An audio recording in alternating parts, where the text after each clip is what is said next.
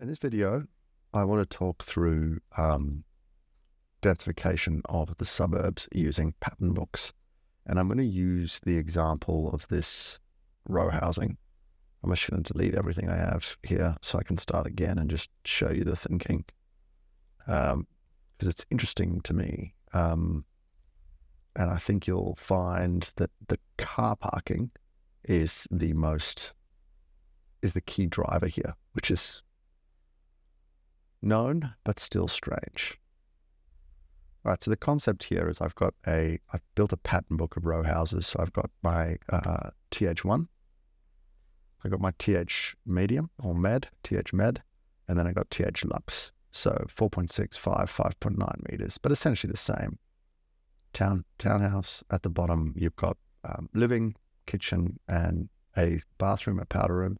And at the top, you've got one bedroom at the front with an ensuite, and then two bedrooms at the back with a bathroom. It's a very efficient design and very simple, very common, like you find it everywhere. And a pitched roof, very simple roof, no hips, no joins, no leaks, just and would work very nicely. One may argue that the proportions of this building are not quite correct yet, and one probably would be justified. All right, and then we've got a classic Giraffe algorithm that takes those buildings and it's the subdivision algorithm, and it just applies them to a rectangle according to some rules.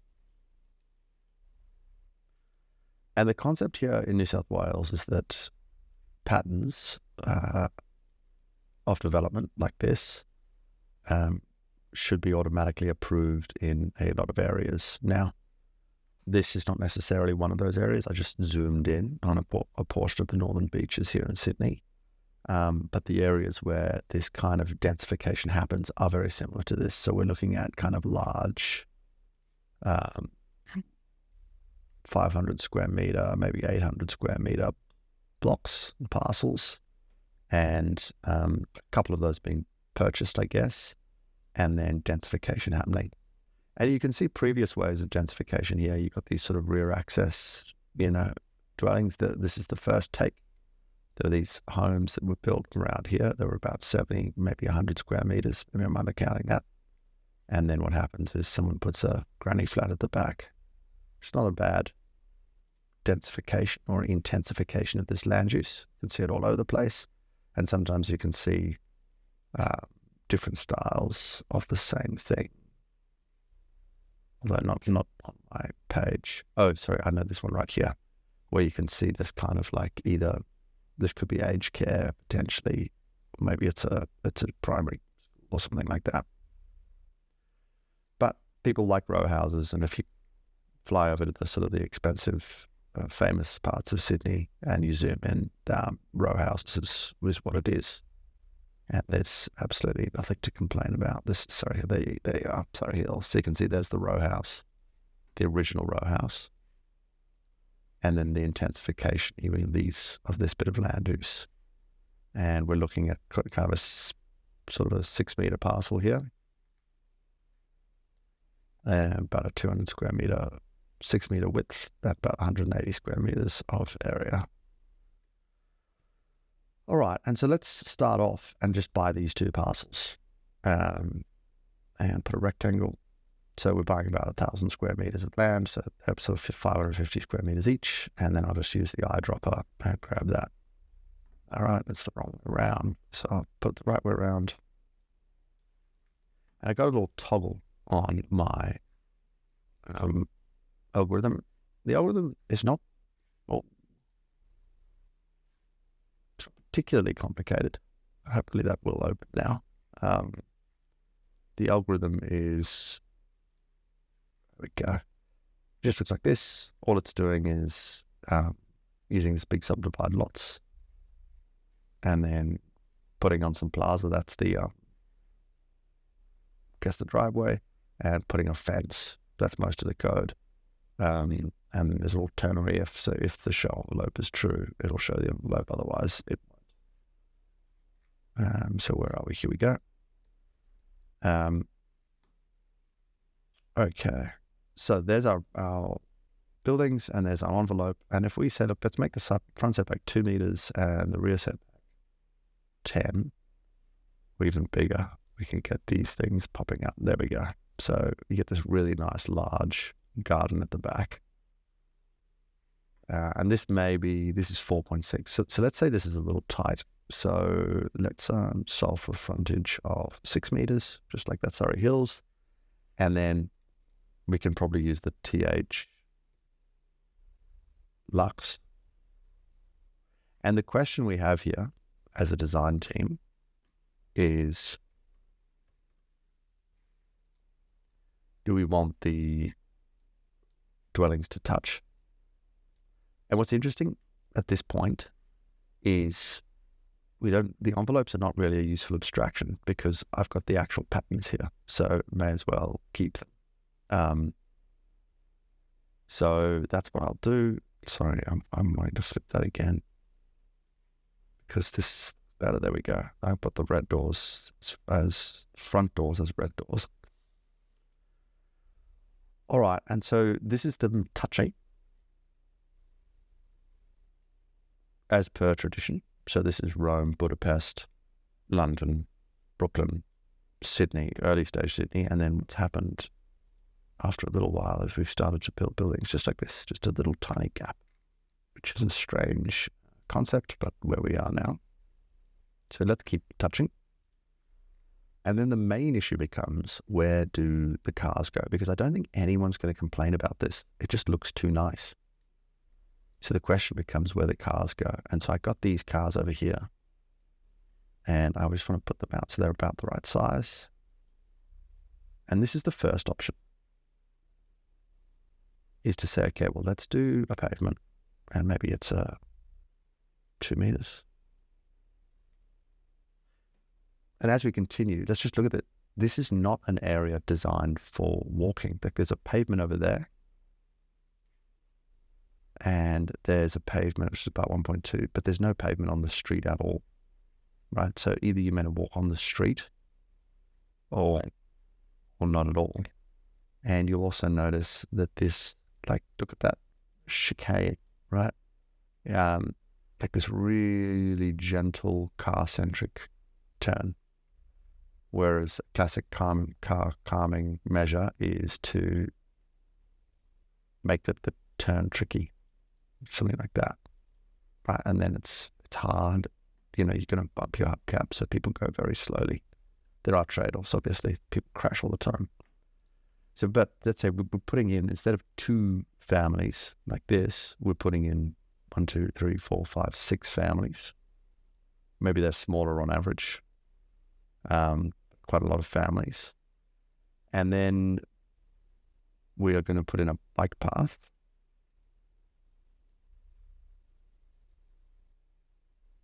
And I guess we can put in a little median strip to separate them. I'll actually put in a row of trees.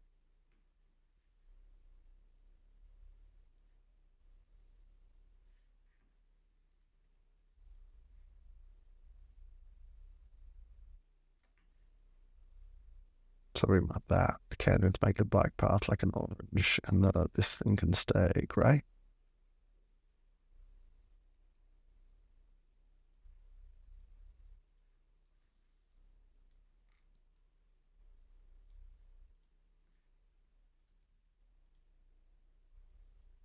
Just a little bit taller, so I can see under. Something like that.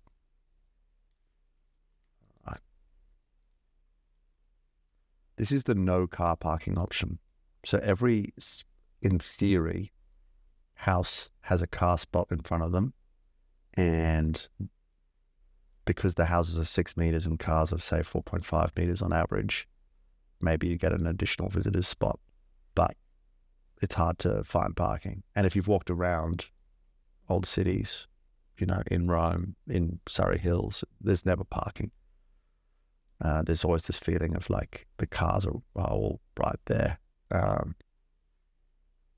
Now, I don't mind this at all. It encourages smaller, cheaper cars because they're stored on the street. They're getting dinged all the time. And it's much safer. People really have to crawl through here at sort of 10 kilometers an hour because they're worried they're going to scrape their cars. And often, as people get more sophisticated at car parking, your parks get like super tight. When I was living in Italy, people would just often get parked in and just sit on the horn. So like at 7 o'clock, someone would go bing until someone ran down and moved the car. And some people say that you can leave your handbrake off so they can kind of nudge you back a little bit, a little bit of bumper cars. City cars.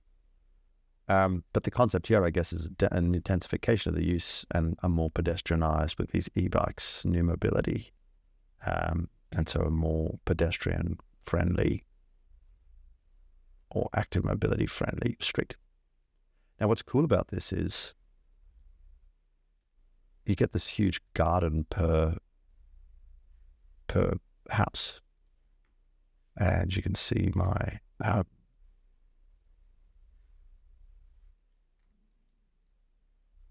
what are these called?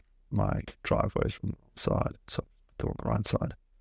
So because the car parking is here, there's no underground car parking. There's no on-site car parking. It's just street car parking. You just say, hey, the street's for the cars, the land is for the people, and that's the way it is, which has very favorable economic impact because even a single garage of 3 by 6 meters or 4 by 6 meters, or let alone a double garage, 6 by 6 or 5 by 6, there's 30 square meters. It's very expensive. 30 square meters, like 60 grand at least. And what it also tends to do is encourage bigger and bigger cars. So the alternative is that the council or the regulation requires on-site parking, and then a couple of things can happen. The first is we just move these guys backwards like that, so that garden open space falls and everyone just pops their car on the driveway. Right, even like this, 2 cars on the driveway. So you have this sort of approach to the house. Again, I'm not heaps against it. The amount of greenery in the city has fallen. It's kind of like the road has spread. It means there's a lot more driveways. So this pedestrian experience, this is much more broken up because crazy amount of the time people do that or that, or that. Whereas with this one, the curb is the curb. The car isn't allowed up the curb, whereas here it bleeds through.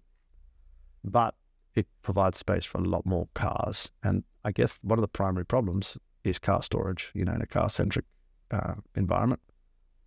City, cars need to be stored.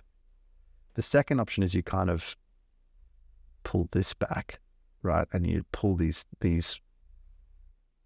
units forward, and then you need to do a driveway. So you probably lose a dwelling. And then let's make this thing a driveway. Chuck this back here. I actually just want to see how many square meters of concrete we got to pour.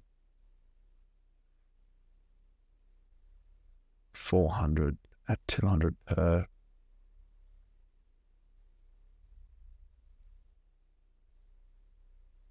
$80 grand concrete.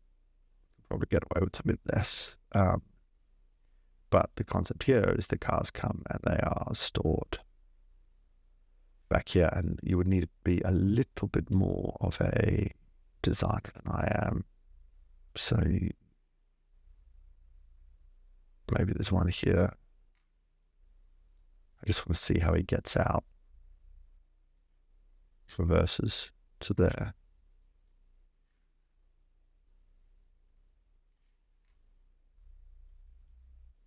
And then drives out. Probably a little more. You get your traffic engineer and work this out properly.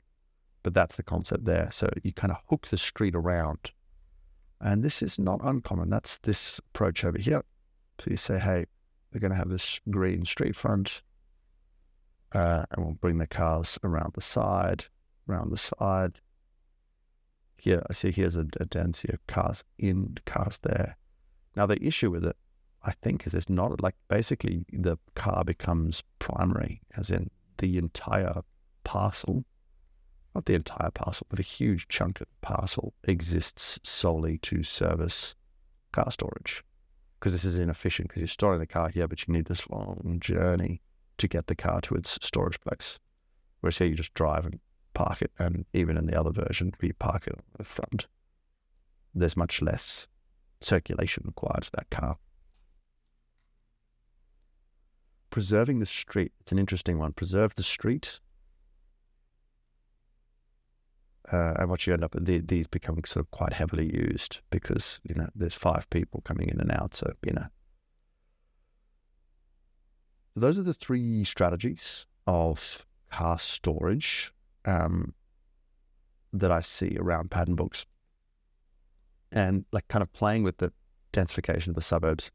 Honestly, I think this is the issue, the storage of cars. I think it's very natural to build homes, and dense homes and human scale homes is sort of almost no problem to it. It's easy. What makes it extraordinarily challenging is trying to do it naturally for human beings and also for cars. And when you try and blend you end up with very expensive or compromised solutions very frequently.